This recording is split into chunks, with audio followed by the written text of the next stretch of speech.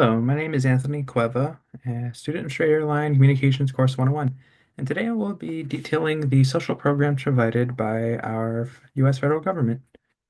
So, a little bit of context for the social programs. They were designed in order to address the issues of issues facing present Americans, such as financial instability, food insecurity, and lack of health care. These programs work as a buffer in order to assist Americans in their daily needs, um, according to each of these domains. The impact can vary given how efficiently the social program has been created.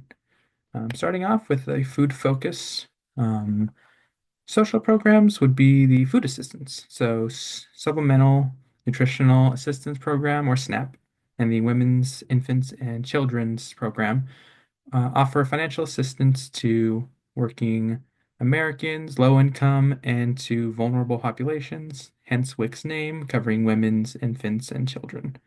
Um, of the ratio of the eligibility, however, does see diminishing as we go forward, as present with the chart on my right. We see here that infants and 1-year-olds, even up to 2-year-old children, are able to get their benefits with their eligibility.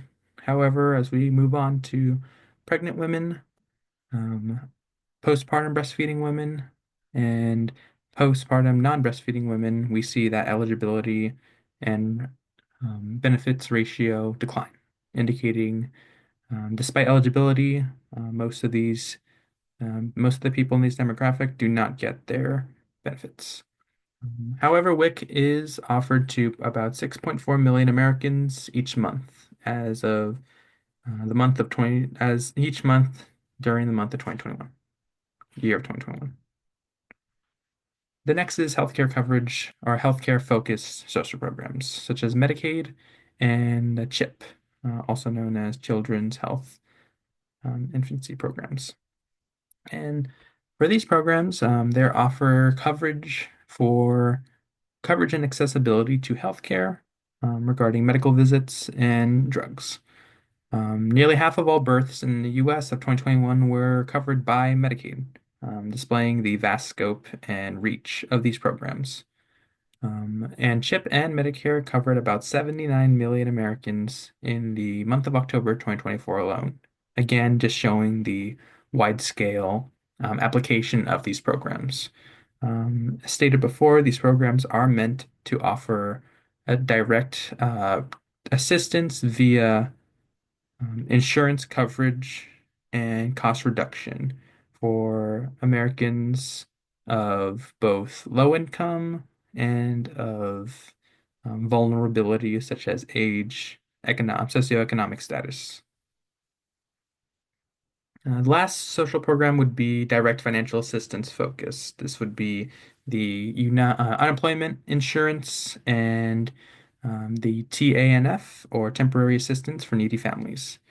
As I said before, cash benefits are directly given to the recipients of these programs, as in they will receive monthly checks. And for the purpose of these programs is to assist, for example, TANF for the needy families, and unemployment for people who lost their jobs. Specifically with unemployment during the COVID pandemic, we've seen about 48 million claims being filed, specifically under at the time, newly established federal programs during COVID in order to offer relief. With the TNAF, we see that as more families' needs are increasing over the years, a lower incidence of cash benefits disbursement. As seen with the pie chart, and in 52% of families are in need of these benefits, yet are not receiving it. In similarity to the food assistance programs, we see diminishing returns as time goes on and as these programs' funding and performance begin to lack. All this to say is that these social programs were created in order to help Americans with societal struggles. However, they are only as effective as their investment and as much as money is put into them. So awareness for these programs will allow for a more informed populace. And what I hope you gain from today is more knowledge and more awareness in order to allow us to become a more informed population and assist with forming our opinions for government spending. Thank you.